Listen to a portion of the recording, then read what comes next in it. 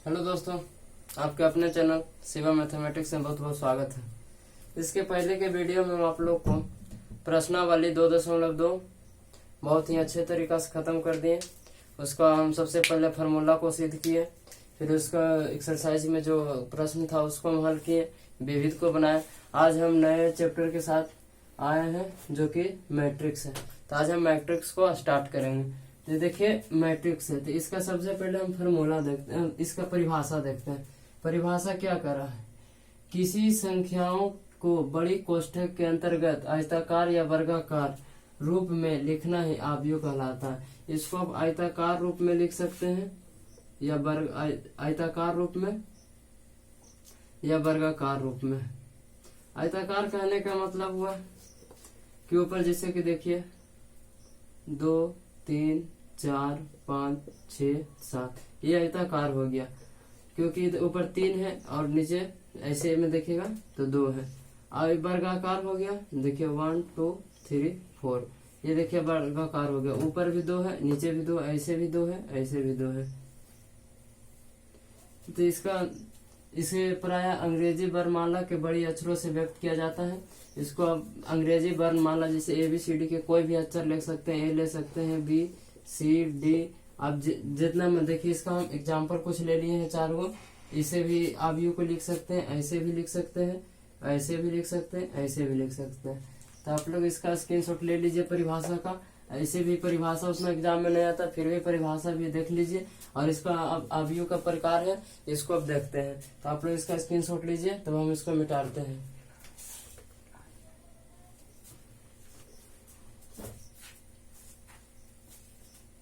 आप लोग इसका स्क्रीनशॉट ले लिए होंगे, अब हम इसको मिटा देते हैं।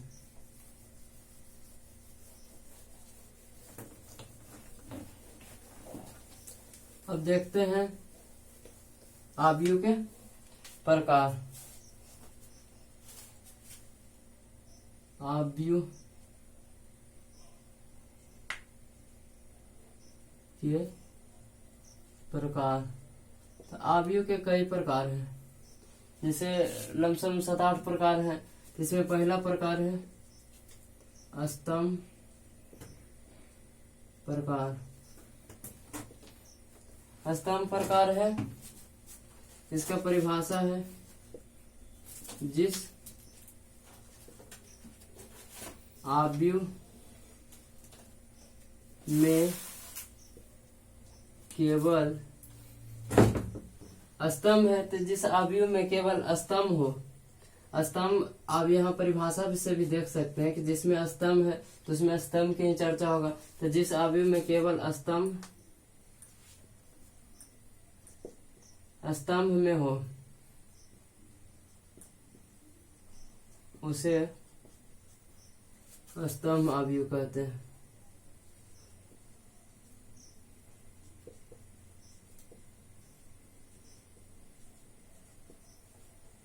जिस आव्यूह में केवल स्तंभ में हो उसे स्तंभ आव्यूह कहते हैं। तो स्तंभ आव्यूह जिसे कहने का मतलब क्या हुआ? स्तंभ के मतलब खड़ा हो गया। तो स्तंभ के मतलब जैसे खड़ा हो गया, जैसे इसको देखिए ये क्षैतिज हो गया, ये स्तंभ हो गया। तो स्तंभ के खड़ा, तो इसका सिर्फ और सिर्फ इसका एग्जाम्पल हो जाएगा 1, 2, 3, 4। और भी एग्जाम्पल ले सकते हैं 2, 3, 4। अब पहला इसका हो गया स्तंभ आव्यूह। अब दूसरा को देखते हैं। आप लोग इसका स्क्रीनशॉट ले लीजिए, तब हम दूसरा को देखते हैं।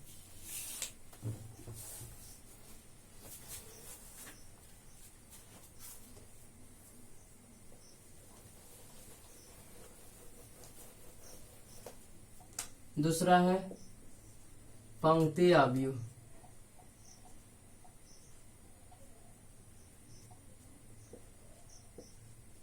इसका हो जाएगा जिस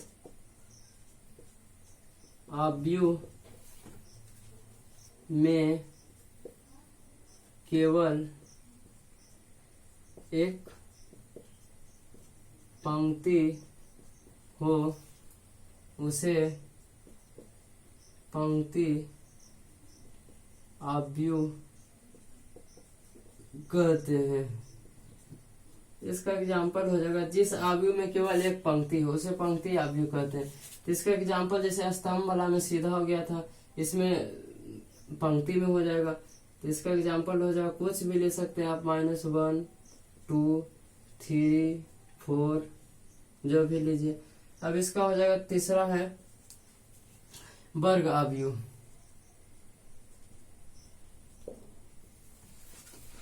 अब जिस प्रकार स्तंभ में केवल एक स्तंभ था और पंक्ति में केवल एक पंक्ति रहेगा उसे पंक्ति आव्यूह कहते हैं। तो जिस आव्यूह में पंक्ति और स्तंभ की संख्या समान होगी उसको हम वर्ग आव्यूह कहेंगे, क्योंकि अभी हम आप लोग को बताए थे जैसे कि वर्ग आव्यूह लिखना था ABCD, तो इसमें पंक्ति और स्तंभ की संख्या समान है तो इसको हम वर्ग आव्यूह कहते हैं। तो इसको भाषा में लिख देंगे, जिस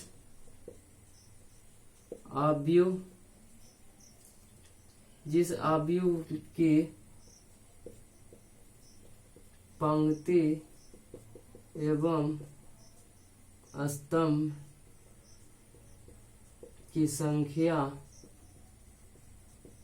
समान होती है उसे वर्ग आव्यूह कहते हैं। इसका एग्जाम्पल हो जाएगा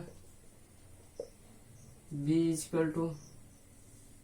2 3 4 5, कुछ भी ले सकते हैं। समान करना तो इसको इस प्रकार भी लिख सकते हैं। दूसरा एग्जाम्पल ले लेते हैं, C = 4 5 6 7 8 9 0 0 1, कुछ भी आप ले सकते हैं, क्योंकि देखिए यहाँ भी पंक्ति और स्तंभ समान है, ऊपर भी 3 है नीचे भी 3 है। तो आप लोग इसका स्क्रीनशॉट लीजिए।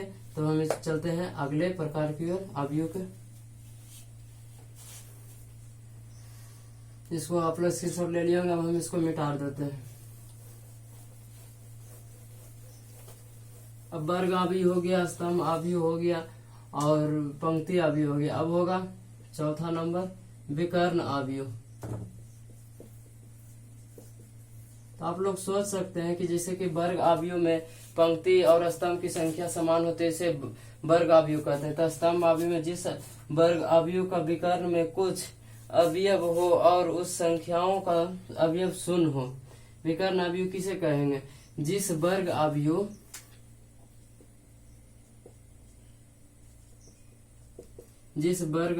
में के विकर्ण में कुछ अवयव हो और शेष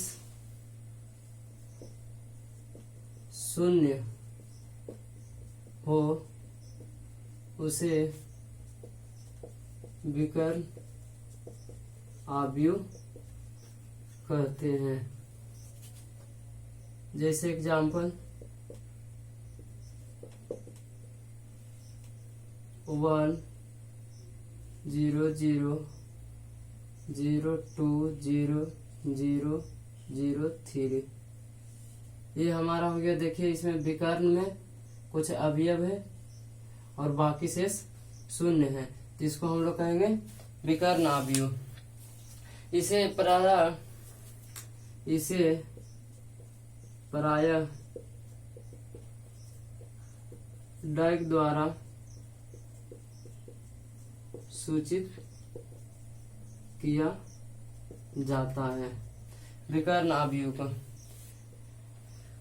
तो आप लोग इसका स्क्रीनशॉट लीजिए। तब हम चलते हैं अगले प्रकार की ओर। प्रकार नंबर आव्यूह के 5वां प्रकार विकर्ण आव्यूह हो गया। तो आप लोग इसका स्क्रीनशॉट ले लिए होंगे। अब हम इसको मिटा देते हैं। अब 5वां क्या कर रहा है?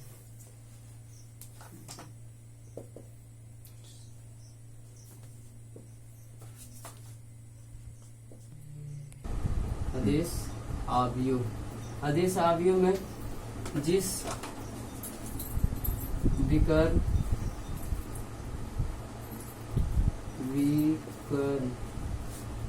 आव्यूह, अदिश आव्यूह किसको कहेंगे? जिस विकर्ण आव्यूह या वर्ग आव्यूह के विकर्ण का अवयव जिस विकर्ण अवयव या वर्ग अवयव के अवयव समान हो और शेष अवयव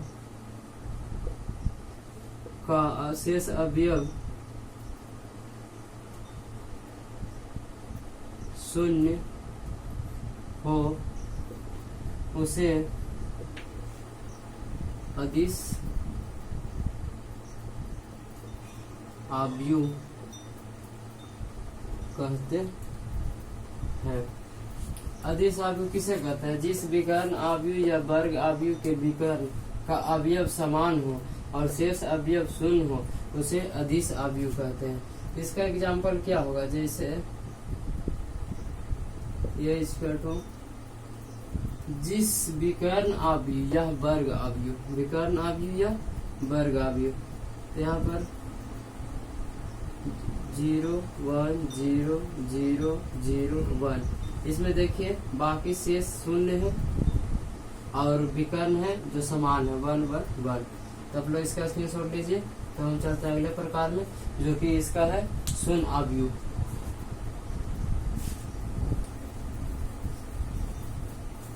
पांचवा कर रहा है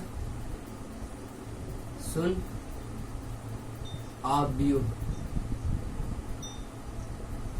शून्य अवयव जिस अवयव के सभी अवयव शून्य हो उसे शून्य अवयव या रिक्त अवयव कहते हैं। जिस अवयव के सभी अवयव शून्य हो उसे शून्य अवयव या रिक्त अवयव कहते हैं। एग्जाम्पल 0 0 0 0 बी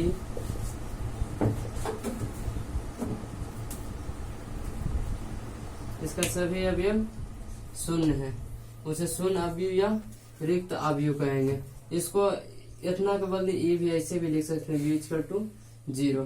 तो आज हम अवयव किसे कहते हैं और अवयव का प्रकार बता दिए कि अवयव के कितने प्रकार होते हैं। लमसम 5 प्रकार अभी बताए और 1-2 होगा जो अगले वीडियो में बता देंगे। मिलेंगे अगले वीडियो में एक्सरसाइज के साथ जो कि 3.1 में रहेगा और उसको हम हल करेंगे। तो तब तक इस परिभाषा को आप लोग देख लीजिएगा। मिलेंगे अगले वीडियो में। अब तो आप लोग इसका याद कर लीजिएगा और वीडियो अच्छा लगेगा तो लाइक करिएगा, शेयर करिएगा और सब्सक्राइब करिएगा। इसी प्रकार जिस प्रकार अभी बता रहे हैं उसी प्रकार क्लास 12 का टोटल चैप्टर पढ़ा देंगे, कंप्लीट कर देंगे। तो वीडियो को मतलब डेली देखने के लिए चैनल को सब्सक्राइब कर लीजिए और शेयर कीजिए। वीडियो अच्छा लगे तो लाइक कीजिए। Thank you.